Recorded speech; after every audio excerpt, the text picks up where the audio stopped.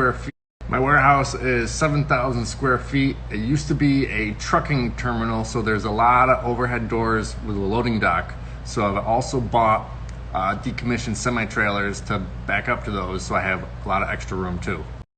We've switched over to all LED lights, so they don't require that much. So on a typical wedding, we'll use maybe 2 extension cords. If it's further away, maybe 3 or 4, but we'll bring 4 to 5 each time. When I started out, I noticed that people were renting tents without tables and chairs. So I didn't need 100% to fill all those tents. I needed about 70 to 80% to accommodate most orders.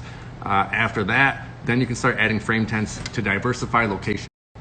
I've thought about it, but really, like, when people use yard signs, you're kind of there, like, I don't know. We're setting up and then leaving, so I just never really asked the customer if I could put the sign up and take it down when we come back.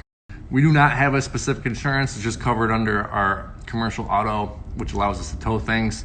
If we were actually doing the serving of the alcohol and stuff, then we would, but we're just renting equipment to people to do what they want with.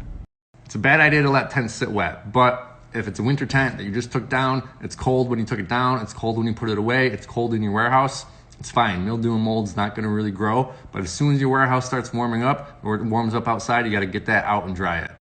Buy more stuff, hire more people to make more money, or target markets you're not really doing. If you're only doing backyard parties, start getting into weddings. If you're already into weddings, start seeing what the caterers need. I make a lot of money from just catering equipment. I make a lot of money from weddings. I took out a $20,000 loan with my truck as collateral when I first started getting into weddings because I needed to buy a lot of expensive stuff. In general, I think it's better to just pay as you grow because there's a lot of cash flow in this business. But if you have nothing, take out a small. I did have a script for the office guy, the office manager, when he first started. I can't find it. As soon as I find it, I'll put it up somewhere on here, on Patreon, somewhere. The Amazon thing is just shirts with funny designs on it. A lot of it have cats. I do have one that says just rental crew for people who don't have a design or a company to make their shirts yet. You can look more professional, but all it says is rental crew. I am thinking about maybe becoming a third-party reseller of tent items.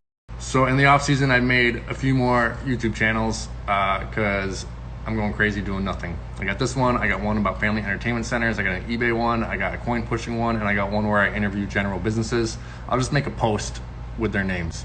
People rent the windows more than the salad. So if you're gonna do both, buy more windows and a little bit of salad.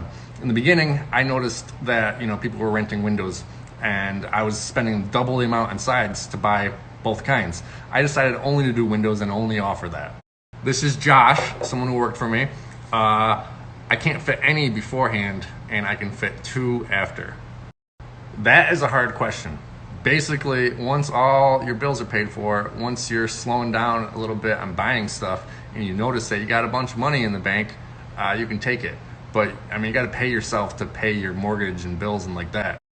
If I can come out with a net profit of 30 to 40%, then that's all very good.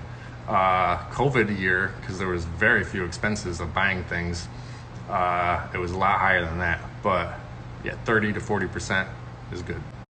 There's a lot of programs out there right now, way more than when I started. I currently use this one called Rentmaster because it was a buy it once and then you're done. The online ones where you pay a subscription fee, like with Good Shuffle Pro, they offer a whole lot more things like paying online, signing online. The Nerf War thing kind of went okay last year. I was very busy, so I didn't even pay attention to marketing it and getting it out there. We're going to be doing Jelly Ball this coming year, and I think that's going to do a lot better because Nerf is kind of slow. Jelly Ball is just fast-paced.